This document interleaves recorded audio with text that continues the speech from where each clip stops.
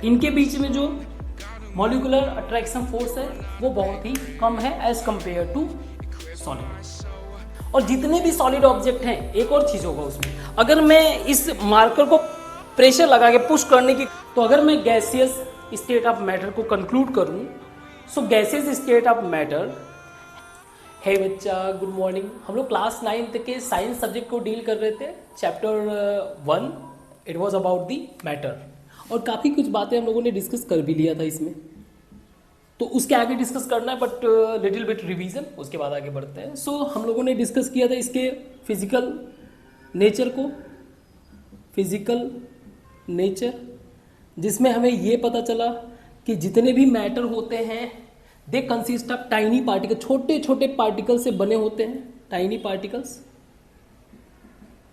बहुत ही small particle से बने हुए। अब ये कितने स्मॉल हैं, मतलब इनका साइज अनइमेजिनेबल है, अनइमेजिनेबल, हम इनके साइज को इमेजिन भी नहीं कर सकते, उतने छोटे होते हैं।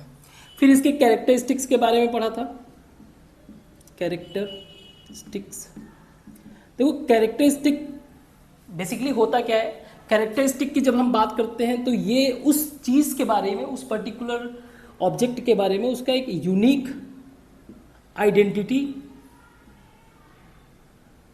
आइडेंटिटी फिगर आउट करने में हेल्प करता है। सो हमें पता चला कि when it comes to the matter को पहचानने का जो यूनिक आइडेंटिटी है वो ये कि इसके स्मॉल पार्टिकल्स होंगे, ठीक है, इसके स्मॉल पार्टिकल्स होंगे, और उन पार्टिकल्स के बीच में हैव स्पेस बिटवीन देम। तो अगर हम कोई मैटर डिस्कस कर रहे हैं, उनके पार्टिकल्स के बीच में स्पेस होंगे, वो भी इतना स्पेस होता है कि एक पार्टिकल उसमें जाके फिट हो जाता है, ठीक है। और ये चीज़ हम लोगों ने पढ़ा था। दूसरा कैरेक्टरिस्टिक्स ये है कि जो पार्टिकल्स होंगे वो कंटिन्यूअस इन मोशन होंगे, कंटिन्यूअस इन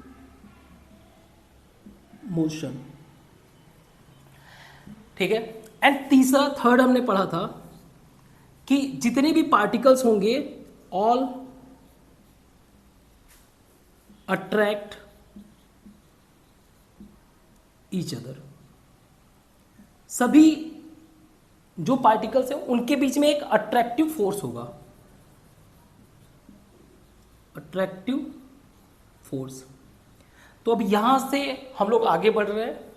इसके लिए पहले एक छोटा सा हम लोग कंसेप्ट भी समझ लेते हैं। मान लीजिए वाटर है, ठीक है, वाटर है, ये वाटर के पार्टिकल्स हैं, इनके बीच में लगने वाला फोर्स, इनके बीच में एमंग देम लगने वाले फोर्स को, अट्रैक्टिव फोर्स को बोला जाता है,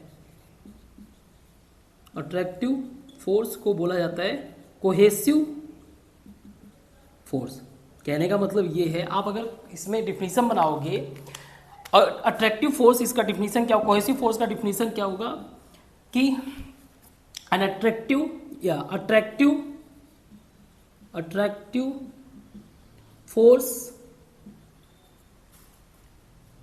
फोर्स बिटवीन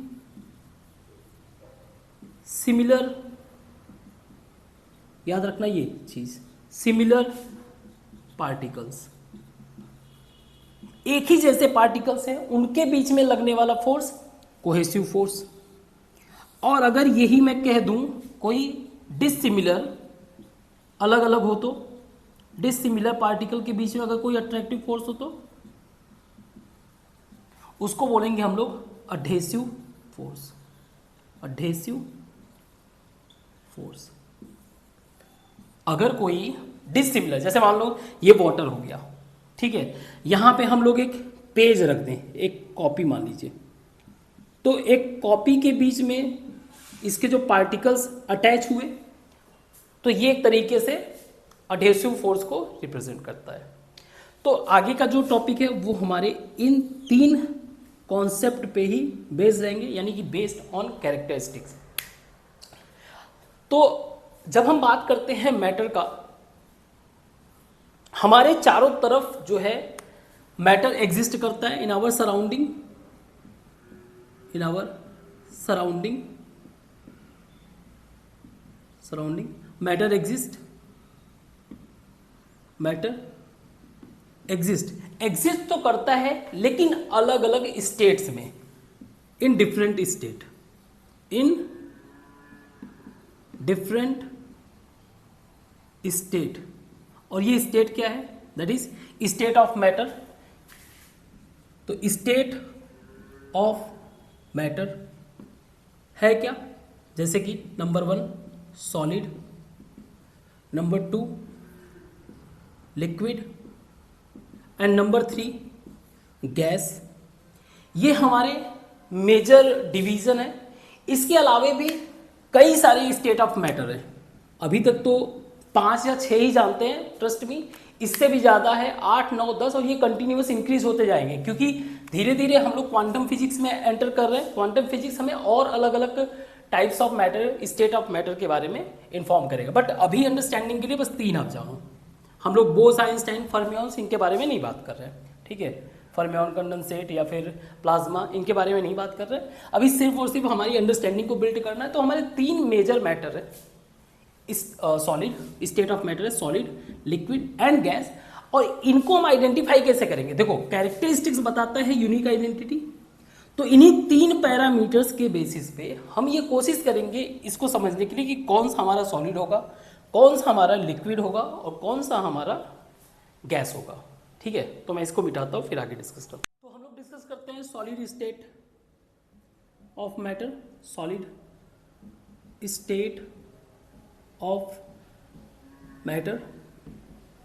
इसको भी हम लोग एक्टिविटी के बेसिस से ही समझने की कोशिश करेंगे, एक्टिविटी के थ्रू समझने की कोशिश करेंगे। तो इस एक्टिविटी में हम कुछ ऑब्जेक्ट को कंसीडर करते हैं जो हमारे सराउंडिंग में इजीली अवेलेबल है। सराउंडिंग ऑब्जेक्ट को ही पिक करते हैं, जैसे कि number 1 pen, number 2 book, number 3 wooden stick या block, whatever you want to say, and number 4 needle, ठीक है? इन्हीं के बेसिस में हम लोग सॉलिड स्टेट को समझने की कोशिश करेंगे।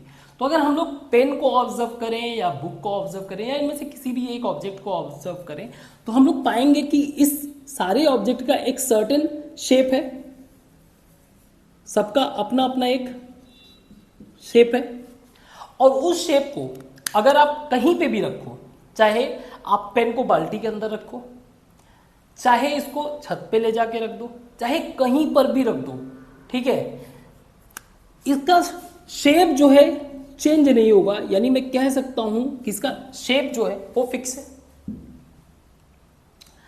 अगर हमारा बुक का स्ट्रक्चर कुछ ऐसा है, सपोज कुछ स्पेशल बुक आपने ले रखा है, बुक ले रखा है और उसका स्ट्रक्चर कुछ ऐसा है, सपोज मान लीजिए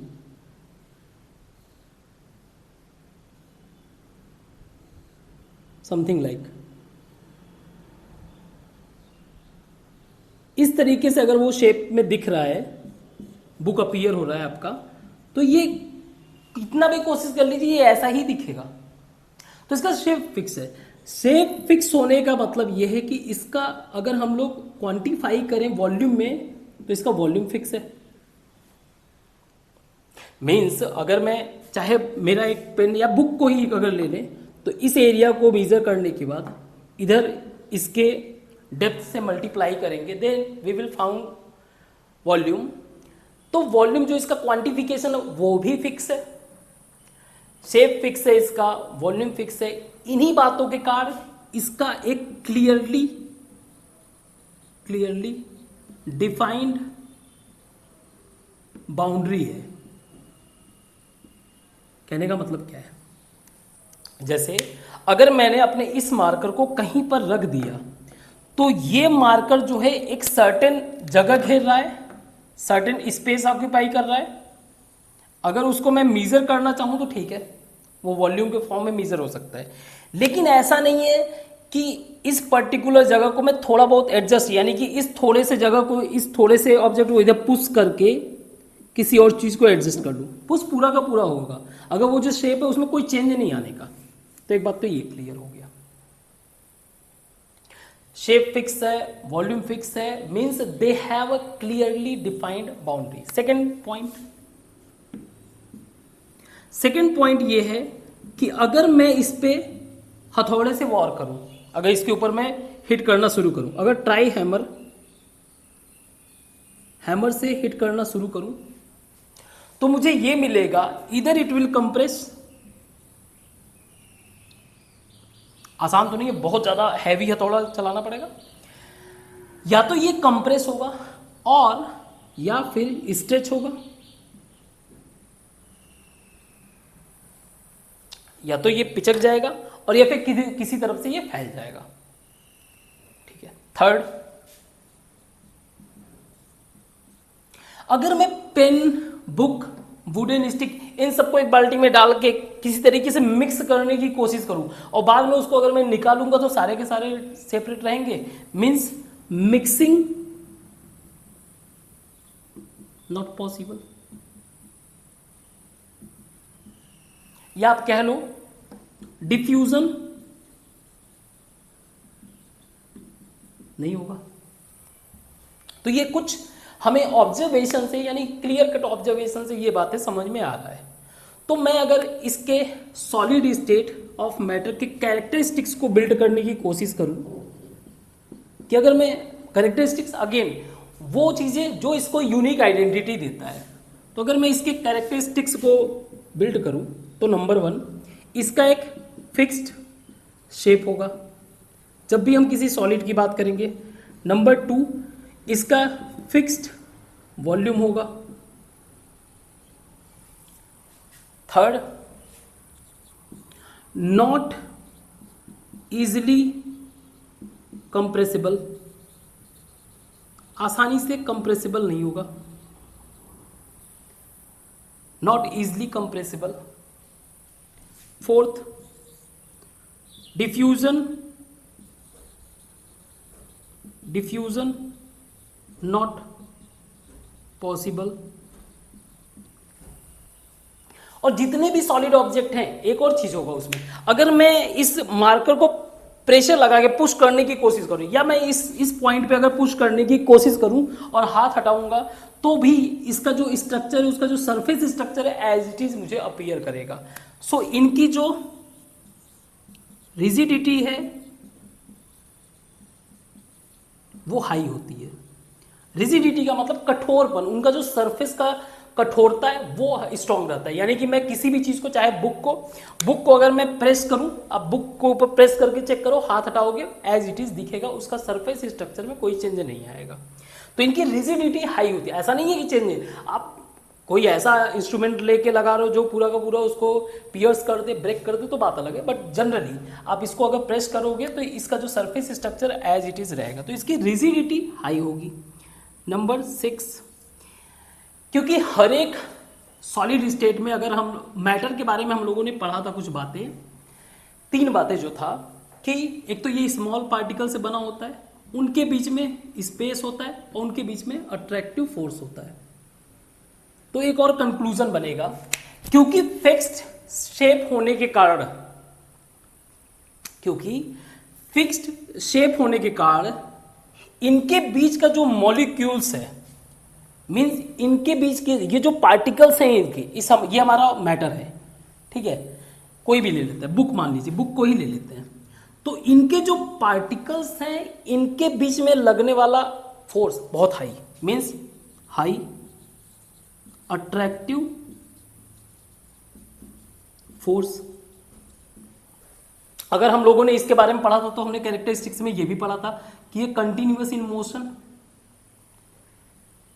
तो भाई हाई अट्रैक्शन के कारण, हाई अट्रैक्टिव फोर्स होने के कारण ये मोशन में जा नहीं पाते हैं। हमें वो पहले फोर्स, वो जो इसने पकड़ रखे ना, पहले इस फोर्स को ब्रेक करना रहेगा। क्लियर है बात? तो ये कुछ खास बातें। अब इसी के बेसिस पे 3 क्वेश्चन हमें ये जवाब देना है। तो इस कैरेक्टरिस्टिक्स के बेसिस पे हमें 3 ऑब्जेक्ट, एक है रबर, दूसरा है सुगर, तीसरा है हमारा स्पॉन्ज। क्या ये सॉलिड है? क्वेश्चन यही है। Are these objects are solid? So देखो, जब हम लोग रबर के ऊपर फोर्स लगाते हैं, ट्राई हैमर, बाकी सब तो आप देख ही रहो क्योंकि इनका एक फिक्स शेप है सबका। अगर शुगर की बात करें तो हम लोग एक शुगर के एक क्रिस्टल को लेते हैं, ठीक है, शुगर के एक क्रिस्टल को लेते हैं, उसके पॉइंट ऑफ व्यू से बातें करेंगे। तो इनका एक फिक्स शेप है, ठीक है, सभी का। स्पॉन्ज, स्पॉन्ज का मतलब एक ऐसा ऑब्जेक्ट है जिसको आप प्रेस करोगे, यानी कि फोर्स लगाओगे तो वो कंप्रेस हो जाते हैं। इनके बीच में बेसिकली गैप्स होते हैं, उन गैप्स में एयर फिल्ड होते हैं, इन गैप्स में एयर फिल्ड होते हैं, ठीक है। अब सोच के देखो, मैं रबर को अगर देखूं, चाहे शुगर के एक क्रिस्टल को देखूं, चाहे स्पॉन्ज को देखूं, इन सभी का एक फिक्स शेप है। हाँ, अगर मैं शुगर को एज ए ग्रुप देखूं, कई सारे शुगर्स, यानी कि जो छोटे छोटे उसके क्रिस्टल्स होते हैं, ठीक है, उसको अगर मैं एक जार में डालूंगा तो वो शेप गेन कर लेगा जार का। अगर मैं बाल्टी में डालूंगा तो बाल्टी का शेप गेन कर लेगा, वो अलग बात है। इन ग्रुप छोड़ो, अभी इंडिविजुअल, इसका एक पर्टिकुलर शेप है, ठीक है, पहला फिक्स है, इसका शेप फिक्स है। रबड़, अगर मान लो कोई एक रबड़ है मेरा, इस तरीके का मान लीजिए एक सर्कुलर रबड़ है, अगर मैं इसको चेक करूंगा तो इसका शेप फिक्स रहेगा, तो इसका वॉल्यूम फिक्स होगा। अगर मैं इसको कैलकुलेट करने की कोशिश करूं, इसी वे से वॉल्यूम कैलकुलेट कर सकता हूं, चाहे इसका, ठीक है। Volume not easily compressible. अगर मैं इस पे हैमर करूंगा, ठीक है, हैमर करूंगा तो कंप्रेसिबल है, बट ऐसा भी नहीं, आपको एक सर्टेन लेवल ऑफ फोर्स लगाना पड़ेगा। कंप्रेसिबल है, लेकिन जैसे ही मैंने वो फोर्स हटाया, ये वापस से अपना पोजीशन गेन कर लिया। क्या मैं इनको आपस में मिक्स कर सकता हूं? नहीं। इनकी रिजिडिटी, हाँ, इनको अगर आप टच करोगे, क्या इनका स्ट्रक्चर थोड़ा भी चेंज होगा? नहीं, ये सर्टेन अपने पोजीशन में रहेंगे। इसको भी आप टच करोगे, एज इट इज रहेगा। हाई अट्रैक्टिव फोर्स, सही बात है। इनका जो बीच के मॉलिक्यूलर फोर्स है, आपने फोर्स लगाया, बाद में जब आपने फोर्स हटाया, ये वापस से रीगेन कर लिया। इसमें थोड़ा सा कम फोर्स है अट्रैक्शन, आपने फोर्स लगाया, ये ब्रेक हो गया। इसमें आपने फोर्स लगाया, एयर जो है बाहर निकल गया, तो ये जो है कंप्रेस हो गया, जैसे ही छोड़ा ये वापस से रीगेन कर लिया। So that is the reason, yes they are solid. देखो, हर पॉइंट्स जो है मैच नहीं करेंगे, दैट इज द रीजन। हर तरीके का डिफरेंट स्ट्रक्चर, इन्हीं कैरेक्टरिस्टिक्स में थोड़े वेरिएशंस होंगे, but ultimately somehow certain level तक ये सारे के सारे कैरेक्टरिस्टिक्स को फॉलो करते रहेंगे। यही इनको जो है, जो मैटर है वो डिफरेंट बनाता है अदर टाइप ऑफ मैटर से।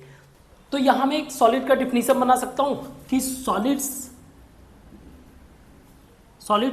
Are those matter whose particles are tightly packed, मतलब बहुत ही टाइट तरीके से पकड़ रखा है एक दूसरे को, tightly packed, which gives fixed shape and volume, या वॉल्यूम ना भी लिखो तो भी चलेगा, फिक्स्ड शेप देता है, ठीक है। तो ये डिफिनीशन आप बना सकते हो। तो आगे में हम लोग डिस्कस करते हैं लिक्विड के बारे में, लिक्विड स्टेट के बारे में।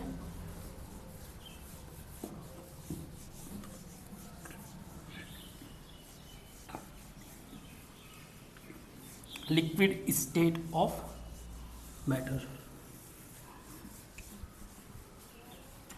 इसको भी समझने के लिए हम लोग एक्टिविटी ही करेंगे, एक्टिविटी से ही समझने की कोशिश करेंगे।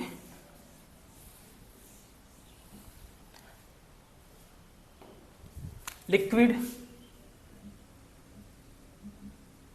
State of matter.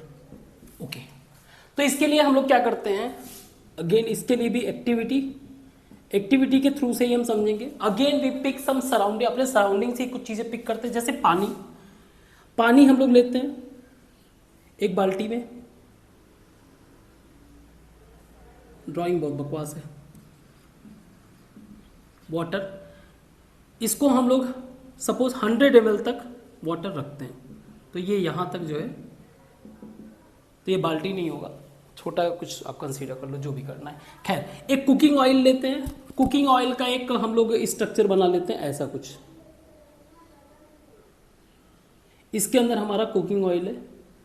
अगेन इसमें भी हमने जो है क्या कर रखा है, 100 ml तक जो है कुकिंग ऑयल, इसको भी 100 ml तक फिल कर रखा है। कोल्ड ड्रिंक ले लेते हैं,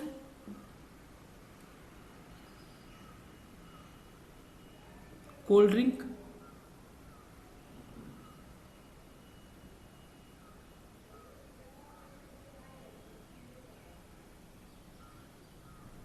बस समझना है भाई।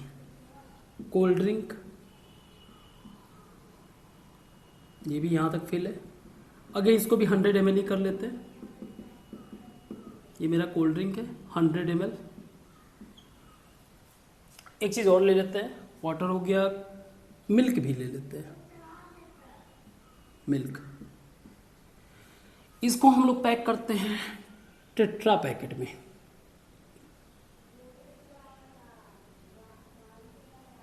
Something like this. और इसके ऊपर एक बना हुआ है ढक्कन, जहां से आप मिल्क को निकाल सकते। अगेन ये भी 100 ml।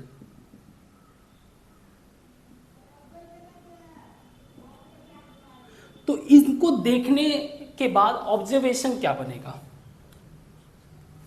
पहला चीज कि फर्स्ट इनका जो शेप है, अगर मैं वाटर को इसके अंदर डालूंगा तो वाटर का जो पूरा का पूरा स्ट्रक्चर अभी कैसा दिख रहा है। अभी मान लो एक मुझे बाल्टी, ये मेरा जो भी बीकर है, मान लो बीकर एक सर्कुलर बीकर जैसा दिख रहा है, तो मुझे वाटर का भी शेप ऐसे ही दिख रहा होगा, मुझे वाटर का भी शेप ऐसा ही अपीयर करेगा। इसी को वाटर को मैंने इसमें अगर डाल दिया तो ये इस तरीके के स्ट्रक्चर दिखने लगेगा मुझे। और अगर इसी वाटर को मैंने इसमें डाल दिया तो मुझे इस तरीके का स्ट्रक्चर दिखने लगेगा, यानी कोल्ड ड्रिंक वाले बॉक्स में अगर डाला। तो एक बात तो क्लियर है, शेप जो है इसका, शेप नॉट फिक्स्ड। तो मैं कंक्लूजन में ये लिख सकता हूं कि जो लिक्विड है उसका शेप फिक्स नहीं है। लेकिन अगर 100 ml ऑफ वाटर को मैं इस कुकिंग ऑयल वाले बॉक्स में भी रखूंगा तो भी ये इतना ही जगह घेरेगा, 100 ml लेवल तक ही जाएगा अगर आप किसी में भी रखोगे आप। तो शेप तो इसका फिक्स नहीं है, बट इसका वॉल्यूम मेरा क्या रहेगा, वॉल्यूम फिक्स। आप इस चीज को क्लियर समझो। शेप का मतलब एक तरीके से अपीयरेंस की हम बात कर रहे हैं। किसका? अपीयरेंस की बात कर रहे हैं। वॉल्यूम का मतलब हम लोग क्वांटिफाई करके उसका एक क्वांटिटेटिव मेजरमेंट की बात कर रहे हैं कि मतलब वो क्वांटिटी में कितना है। ठीक है, ओके। अब अगर मान लो इसको मैं गिरा दूं, चाहे बॉटल एक गिरा दूं, तो ये फ्लो होना शुरू कर जाएगा, यानी कि they have ability to flow.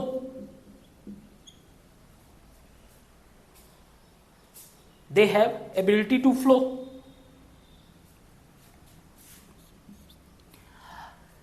Easy way से फ्लो हो जाएगा।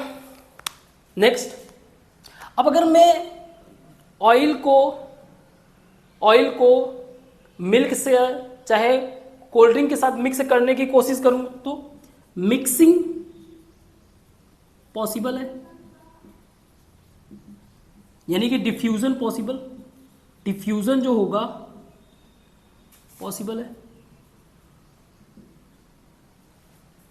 पॉसिबल। और ये सिर्फ ऐसा नहीं है कि ये लिक्विड के ही साथ मिक्स करेगा, ये जो है डिफ्यूजन चाहे वो सॉलिड के साथ हो उससे भी कर जाएगा, चाहे वो गैस के साथ हो उसके साथ भी कर जाएगा। जैसे एग्जांपल के लिए अगर आपको पता होना चाहिए कि वाटर के अंदर जो भी जानवर होते हैं, मछलियाँ वगैरह होते हैं, they take oxygen from the water. Water के अंदर जो ऑक्सीजन डिफ्यूज्ड है, मिक्स है, यानी कि फिश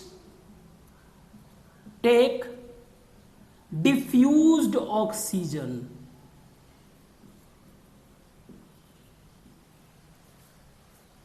ठीक है, ओके।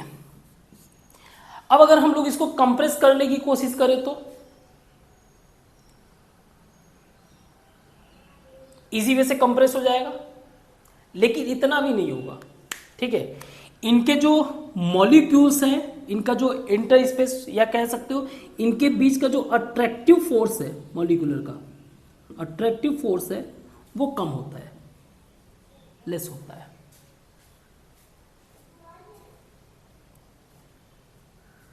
ठीक है, यानी कि ये जो मॉलिक्यूल्स है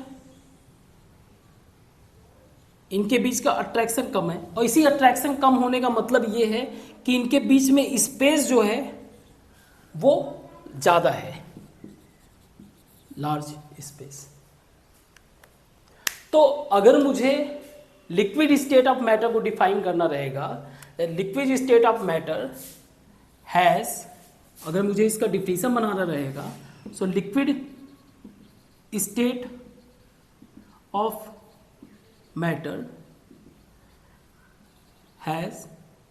have no fixed shape but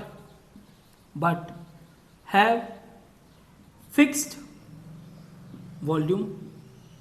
हमने ये क्लियर किया फिक्स्ड वॉल्यूम क्यों है। And they have ability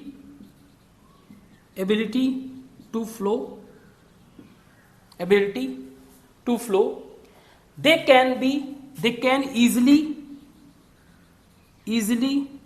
diffuse with other particle, दूसरे पार्टिकल के साथ इजी वे से ये डिफ्यूज हो जाते हैं। देयर अट्रैक्टिव फोर्स, या फिर कर सकते हो inter molecular space between particles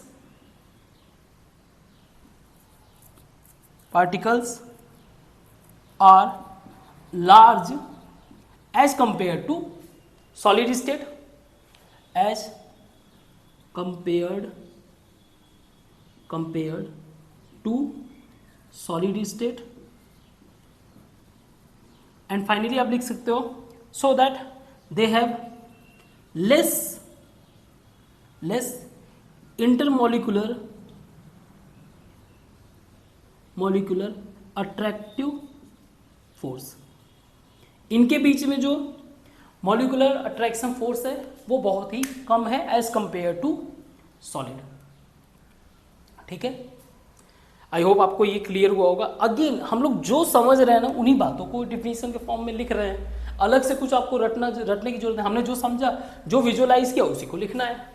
ठीक है, एक लास्ट हमारा बचा हुआ है गैसियस स्टेट, उसको भी डिस्कस करते हैं। गैसियस स्टेट ऑफ मैटर,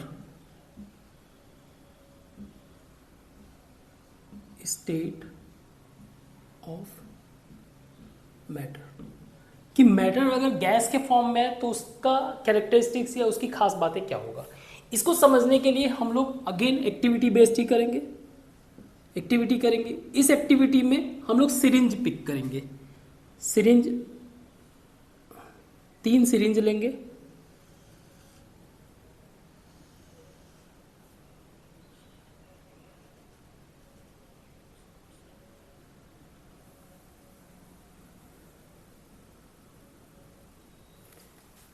एक,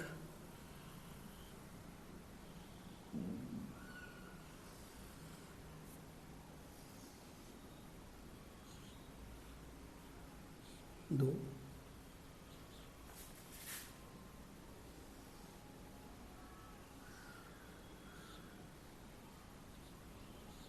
तीसरा। सिरिंज का पिस्टन भी इसके ऊपर लगा देंगे। सबसे पहले क्या करेंगे, इसको जो इसका नीचे का ओपनिंग है उसको ब्लॉक करेंगे। इसके ओपनिंग को तीनों जगह से ब्लॉक कर दिया, ब्लॉक्ड ओपनिंग, ठीक है। यानी कि इसको एक तरीके से टैब लगा दिया, बंद कर दिया। अब इसमें हम लोग फिल करेंगे। इसके अंदर हमने फिल किया एयर, एयर यानी इसके बाद इसके ऊपर इसका जो है पिस्टन है वो लगा दे रहे हैं, ठीक है। इसमें हमने फिल्ड किया वाटर,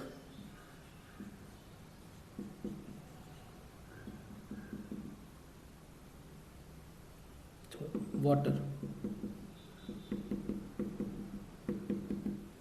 फिर इसके ऊपर का भी पिस्टन हमने लगा दिया।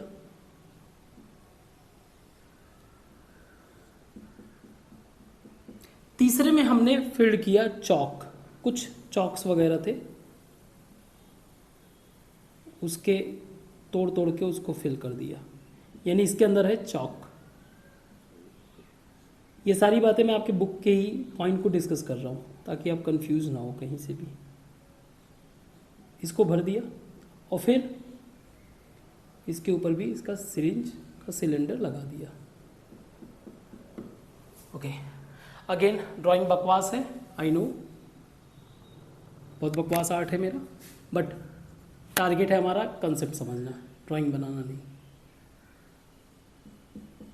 ओके, तो सबसे पहला कंक्लूजन अगर मैं देखूं, सिर्फ इसी से नहीं, कुछ और भी, हमें सबसे पहले इसका शेप और वॉल्यूम को समझना है कि इसका शेप का कंडीशन क्या है और वॉल्यूम का कंडीशन क्या है। तो इसके लिए हम लोग एक और जगह से इन्फ्रेंस ड्रॉ कर सकते हैं। अगर आपने देखा होगा मार्केट में जो है गुब्बारे बेचने वाले होते हैं, अब तो पता नहीं, तो गुब्बारे बेचने वाले के पास एक सिलेंडर होता है, यूजुअली उसके अंदर हीलियम गैस होता है, एक सिलेंडर है, यहाँ पे उसका ओपनिंग है, इसके अंदर गैस फिल्ड है, मान लीजिए हीलियम गैस फिल्ड, और क्योंकि इस छोटे से सिलेंडर में बहुत सारा गैस फिला हुआ है तो ये कंप्रेस्ड गैस है, इसको कंप्रेस करके कंप्रेस्ड गैस को फिल किया। अब इस एक गैस से अगर मान लो एक गुब्बारे को फुलाने की कोशिश किया, मान लो एक गुब्बारा बनाया, ठीक है, बलून, तो ऐसे कितने सारे बलून ये बना सकता है, तो हो सकता है मल्टीपल, कितने सारे, मान लो 100। तो अगर मैं मान लो इस बलून का वॉल्यूम कंसीडर करूं, शेप तो छोड़ो, शेप तो फिक्स है ही नहीं, नॉट फिक्स, वॉल्यूम को समझते हैं। वॉल्यूम को अगर हम समझें तो इसके अंदर जितना गैस है ना, कंप्रेस्ड है, अगर मुझे वॉल्यूम पता करना होगा तो मैं ऐसे ही करूंगा ना कि इसका सपोज इसका मैं सरफेस एरिया निकाल दूं, सरफेस एरिया, और उसके हाइट से अगर मैं मल्टीप्लाई कर दूं तो मुझे वॉल्यूम मिल जाएगा। अगर मैं बाद में मान लो इसने 100 बलून्स इसने बनाए, 100 बलून्स का अगर मैं मल्टीप्लाई करूंगा तो आपको पता चलेगा कि वॉल्यूम पूरा का पूरा सबका डिफरेंट है। कहने का मतलब ये है कि वॉल्यूम अगर सेम होता तो इन सारे 100 बलून्स जितना पॉसिबल है इन सबके वॉल्यूम को ऐड करता तो इसका वॉल्यूम बराबर आता है, बट ऐसा नहीं है, आप भी फील कर सकते हो। तो वॉल्यूम भी इसका फिक्स नहीं है, ठीक है। तो एक तो इन्फ्रेंस यहां से हमें मिल गया कि भाई ना तो शेप फिक्स है ना वॉल्यूम फिक्स है। दूसरा यहां से देखते हैं, अगर मैं इस सिरिंज को पुश करने की कोशिश करूंगा, अपार्ट फ्रॉम कि इसके अंदर एयर है तो भी ये धीरे धीरे नीचे जाना शुरू कर देगा, मीन्स ये कंप्रेसिबल है, कंप्रेसिबल। अगर यही वाटर को करने की कोशिश करूंगा, करके देखिएगा, वाटर की कंप्रेसिबिलिटी ना के बराबर है, सॉलिड की तो हो ही नहीं सकती, ठीक है। इनकी कंप्रेसिबिलिटी नहीं है तो इनकी कंप्रेसिबिलिटी या कंप्रेसिबिलिटी कर लो, कंप्रेसिबिलिटी हाई है, ठीक है, हाई कंप्रेसिबिलिटी है। अब अगर मैं एक गैस को, एयर मैंने इसको एज्यूम किया, एक गैस को दूसरे गैस से मिक्स करने की कोशिश करूं तो मिक्सिंग विथ अदर गैस या अदर मैटर, तो कह सकते हो इनका डिफ्यूजन रेट जो है हाई होता है।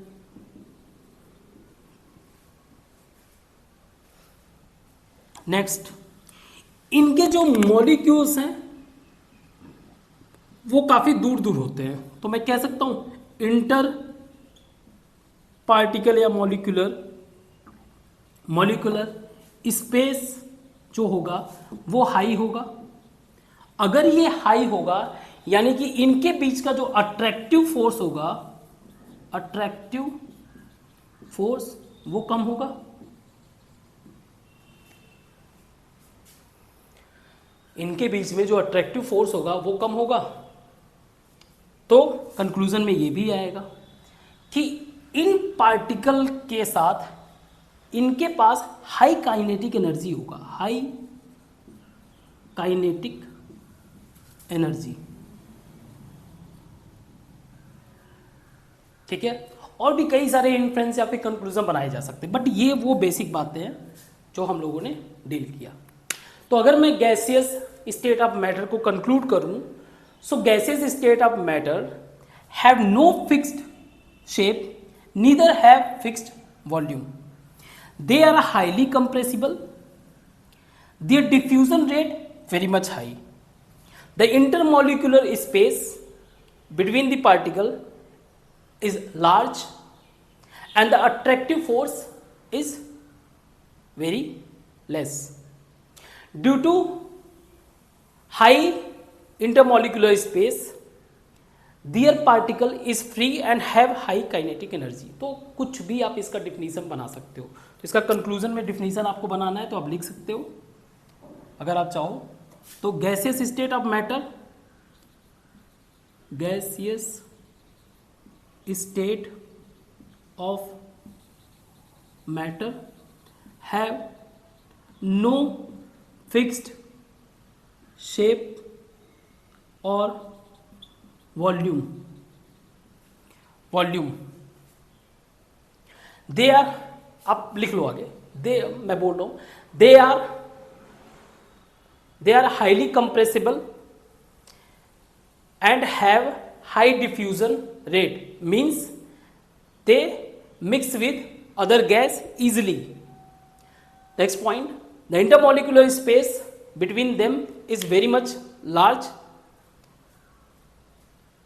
which represent they have less attractive force, and also their particles are highly energize, या फिर कह सकते हो they have high kinetic energy. So ये था हम लोगों का आज का टॉपिक। इसके बाद आपके बुक में कुछ क्वेश्चंस दिए हुए हैं, जैसे एक क्वेश्चन मैं डिस्कस कर दे रहा हूं, बाकी के क्वेश्चन आप इजी वे से कर लोगे। इन केस अगर आप ना भी कर पाओ, तो आपको जो है डिस्क्रिप्शन में मिल जाएगा, वो सारे ही क्वेश्चन का आंसर आपको जो है इजी वे से मिल जाएगा, ठीक है। तो क्वेश्चन है डेंसिटी के बारे में, और कुछ चीज़ों के डेंसिटी के पॉइंट ऑफ व्यू से हमें उसको अरेंज करना है कि कौन सा मैटर जो है हाईली डेंस है और कौन सा सबसे कम डेंस है। तो आप उसको अरेंज कर लेना, बुक डिस्क्रिप्शन में आपको उसका आंसर मिल जाएगा। मैं एक बस डिस्कस कर दे रहा हूँ। सबसे पहले डेंसिटी के बारे में बताना है। डेंसिटी होता क्या है? तो डेंसिटी का मतलब होता है मास अपॉन वॉल्यूम। आप ऐसे समझो, अगर मान लो मैंने ये एक बॉक्स लिया, ठीक है, तो ये बॉक्स का जो है वॉल्यूम फिक्स हो गया। मैंने कहा इसी बॉक्स के अंदर जो भी आप चीजों को मेजर करना है उनके पार्टिकल्स को एंटर करो, जिसका सबसे ज्यादा आया यही मास है। जिसका जैसे मान लो मैंने पहले आयरन एंटर कराया, कितने आयरन के मॉलिक्यूल्स आ रहे हैं, हमारा वॉल्यूम फिक्स है। सबसे ज्यादा अगर मॉलिक्यूल्स आ रहे हैं तो इसकी डेंसिटी बहुत हाई होगी। वैसे ही अगर मैं एयर को इसमें एंटर कराया तो पता चला बहुत ही कम मॉलिक्यूल्स हैं इसके, बहुत ही लेस मॉलिक्यूल। इसी तरीके से मैंने हनी को एंटर कराया तो इसके भी अच्छे खासे मॉलिक्यूल्स हैं, हाई मॉलिक्यूल्स हैं। इसके अलावा मैंने कॉटन को एंटर कराया तो कॉटन दो इट्स सॉलिड, ऐसा जरूरी नहीं कि सॉलिड के मॉलिक्यूल्स बहुत हाई होंगे, सॉलिड है लेकिन इस सॉलिड के बीच में एयर भरे हुए हैं तो इनके यानी सिर्फ कॉटन का मॉलिक्यूल्स लेस है। इवन इसका अगर आप डेंसिटी पे जाओगे तो ये हनी से भी कम है। ऐसे ही वाटर। तो इन्हीं के पॉइंट ऑफ व्यू से हमें ये फिगर आउट करना है कि कौन सा ज्यादा डेंस्ड है और कौन सा सबसे कम। तो आपकी कंक्लूजन में एयर सबसे कम होगा, आयरन सबसे ज्यादा होगा, एयर से ज्यादा कॉटन होगा, कॉटन से ऊपर जो है वाटर होगा, वाटर से ज्यादा हनी होगा। ठीक है, बाकी ये डिफिनीशन। बाकी के क्वेश्चन जो है बहुत ज़्यादा टफ नहीं, इजी है। इन केस अगर आप नहीं कर पाते हो डिस्क्रिप्शन में आपको इसका आंसर मिल जाएगा। ठीक है, तो आज के लिए इतना ही। Thank you.